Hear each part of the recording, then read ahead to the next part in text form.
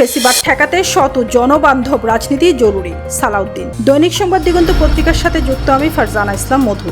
বিএনপির স্থায়ী কমিটির সদস্য সালাউদ্দিন আহমেদ বলেছেন, দেশে ফেসিবাদের পুনরুত্থান ঠেকাতে চাইলে সবার আগে ভালো রাজনীতির সূচনা করতে হবে। বিএনপির ৪৭তম প্রতিষ্ঠা বার্ষিকী উপলক্ষে ঢাকা মহানগর উত্তর ও দক্ষিণ বিএনপির আয়োজিত ফুটবল ম্যাচ অনুষ্ঠানে প্রধান অতিথির বক্তব্যে তিনি এ মন্তব্য করেন।